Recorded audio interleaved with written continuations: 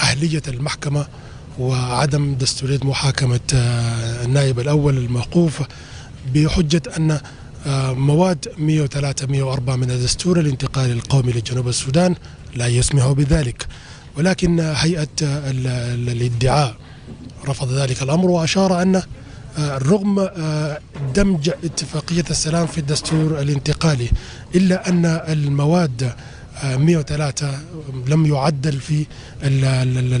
يعدل في تعديل الأخير عام 2020، ولذلك لا يعطي أو لا يعطي يعني حصانة للنائب الأول لرئيس الجمهورية وغيرهم من النواب، يعني حصانة كحصانة الرئيس في الدستور الانتقالي.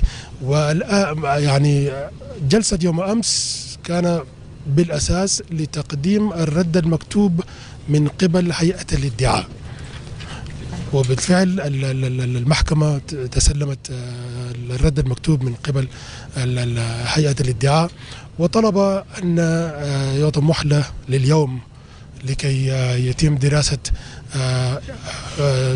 دراسة الشكوى ودراسة الرد المكتوبين من قبل هيئة الاتهام وهيئة الدفاع. فنحن في قاعة الحرية اليوم نتوقع أن يأتي القضاة الثلاثة بقيادة البروفيسور جيمس ألالا لكي نستمع إلى نتيجة ما تم التواصل إليه من خلال دراسة الورقتين، والورقة المقدمة من قبل هيئة الدفاع وأيضا الرد المكتوب من قبل هيئة الادعاء. نحن سنكون معكم في بث مباشر من داخل قاعة الحرية، ومن خلال الملاحظة العامة في إطار تغطياتنا داخل قاعة الحرية نلاحظ أن اليوم يشهد قاعة الحرية ازدحام جميل أو تدافر جميل من قبل المتابعين لوقائع هذه الأحداث، وأيضا المهتمين خاصة المحامين يعني الذين يعملون في الحقل القانوني، هم داخل القاعة ويدرسون هذه القضية التي يعتبر فريدة من نوعها والأول من نوعها في جنوب السودان، يتم فيه محاكمة كبار مسؤولين في الدولة بتهم كهذه. وكما ذكرت سابقا أن التهم الذي وجه لهؤلاء المتهمين تهم تتعلق بالتآمر ضد الدولة، تمويل الإرهاب، وتدمير الممتلكات العامة والعسكرية. ومن بين هذه التهم نريد أن نرى أهلية هذه المحكمة بعد أن يعلنها قضاة المحكمة. هذه محكمة تسمى المحكمة الخاصة، كون من قبل رئيس الهيئة القضائية حسب القانون قانون الإجراءات القانونية للقضائية جنوب السودان للعام 2008 الذي يعطي الحق لرئيس الهيئة القضائية كي يكون المحكمة الخاصة في النظر في مثل هذه المحاكمة. نعم بشكل بسيط أيضا الآن نرى في شاشاتنا اليوم الآن هيئة الدفاع يلقي التحية لهيئة الادعاء في جو ودي جميل. الأمر لا يتعلق بمرارة القلب ما شابه ذلك، لكن هي صراع قانوني، والقانون هو الذي سيحكم على كل شيء. نعم عرض بسيط لما جرى في اليومين السابقين، ونحن في بث مباشر من قاعة الحرية هنا في جوبا، مقر الذي حدد لإجراء هذه المحاكمة تحت إدارة المحكمة الخاصة. نعم قضاة هذه المحكمة لا يأتون من أي محكمة أخرى، بل هم من المحكمة العليا، وهذه المحكمة مسؤول منه رئيس الهيئة القضائية، وهو المنوط بتعيين هؤلاء القضاة للنظر في مثل هذه القضايا. هيئة الدفاع رفع عدد من الشكاوى، من بينها أن أحداث الناصر يجب أن يحال أو يجب أن يقدم لمحكمة الحجين المنصوص في الاتفاقية المنشطة، ويجب أن ينظر أو يقدم لعدد من الهيئات خاصة الإيجاد الاتحاد الأفريقي وغيرها من الضامنين للاتفاقية، ويجب أن ينظر في ذلك الأمر. هيئة الادعاء قال أن هذه ادعاء لا أساس لها من الصحة، لأن الدولة ذات السيادة لديها قانون خاص يحكمها، فبالتالي المحكمة القضائية أو قضائية جنوب السودان هي المنوط بمحاكمة هؤلاء. وأن حادثة ناصر لا تتعلق بما حدث في العوام السابقة قبل عقد اتفاقية سلام المنشطة. نعم، نعود للزملاء لكي يواصلوا في بقية ما تبقى من التعليق. Thank you so much, Martin, for giving our people this full information about the court and its proceedings for the benefits of our people and our citizens who are in Arabic, who are getting their informations in Arabic. Viewers and listeners of SSBC, we're still here continuing with this live broadcast from inside the Freedom Hall in Juba, in this special court, looking into the case of the accused 8 persons on the Nasir incident. Everybody inside the court has taken his or her place. The court is just waiting for the arrival of the judges so that the proceedings for today will continue.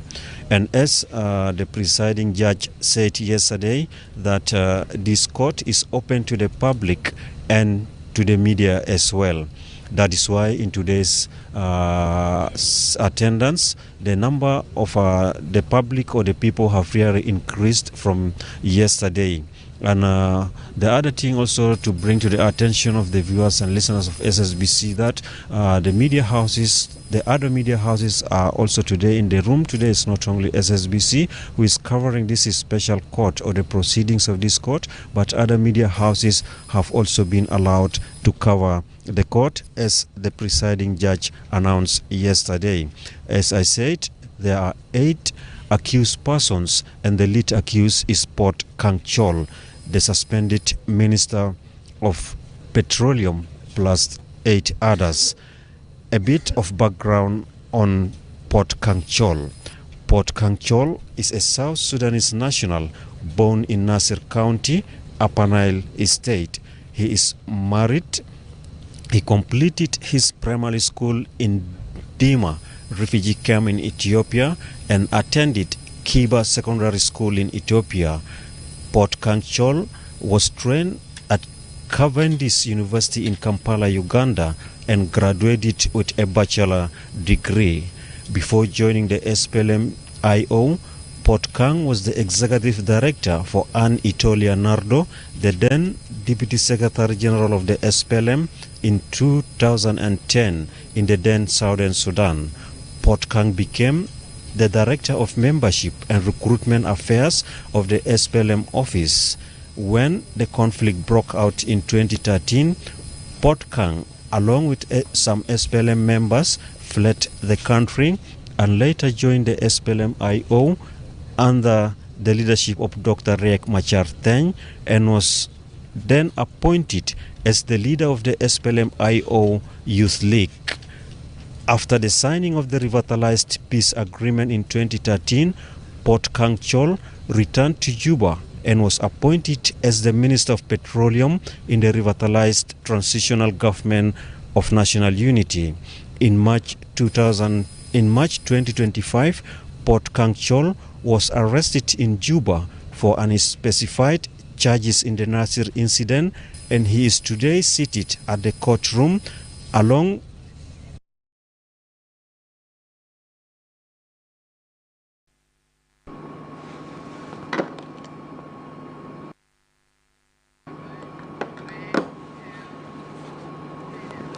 Yes, viewers of SSBC, from wherever you're tuning in, as you're still watching us live, as you've been seeing our colleagues down at the courtroom, Freedom Hall, been giving update on what is transpiring there. We've been just expecting in few seconds to come, the 3 panel of judges will be arriving, the presiding over judges will be arriving at the venue, and immediately the court session will commence effectively. Of course, viewers, this is the 3rd day of the court session of the suspected Port Kang Chol and 7 other opposition members that include Dr. Riek Machar, who happened to be actually in this case due to the fact that in March this year there was incident that happened in Nasir that culminated to what happened today. And let's start by looking back to or highlight on the second day. Yesterday, of course, was the second day of the court proceeding, and during the courtroom, which is presided over by the Justice Dr. James Alala Deng, the court began formally with the introduction of the number of advocates from both sides, the prosecution team as well as the defense team, and the 8 accused.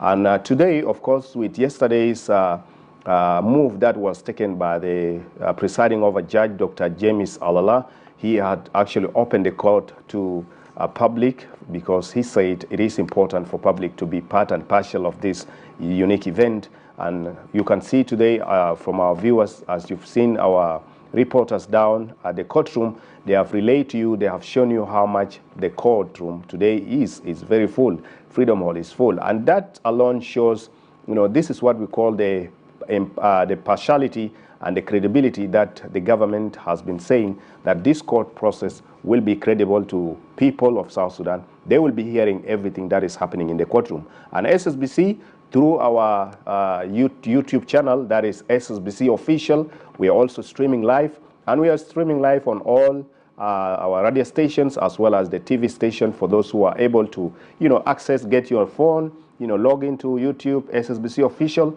you'll be watching. As you could see, the accused are already at the courtroom. We are saying that we have 8 accused, and the first suspect is Port Kang Shol, led by the rest who are including Dr. Riek Machar.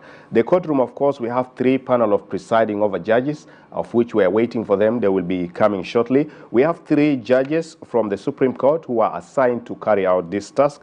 This includes Justice Dr. James Alala Deng, the presiding over judge. Then we have Justice Stephen Simon, and we have Justice Isaac Pur Majok. These are some of the juries who are given this task to ensure that they accomplish this important task.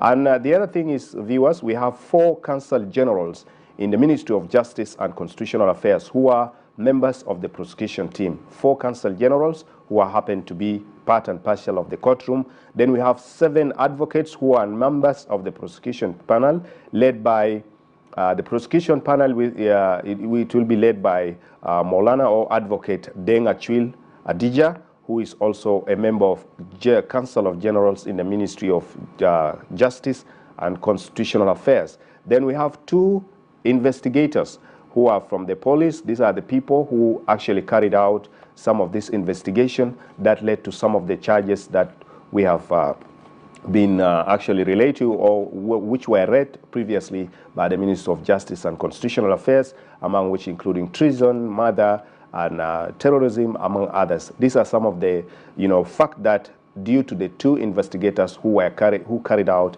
this effective work. The other thing is that we have 1 complainer who is from National Security, Internal Security Bureau, and he is a complainer. He is part and parcel of this courtroom. We have 6 advocates. These are the defense team representing the team of Dr. Riek Machar Teng and the 7 other accused, and led by Dr. Gary Raimondo Lege, who is actually the lead team of the defense team. Then we have 8 accused, including number 1, the first suspect is Port Kang Shol, the second is Mampal, then the third is Gadwich Lampoth. We have Lieutenant General Gabriel Dop Lam. We have Dr. Riek Machar is suspect number 5, according to the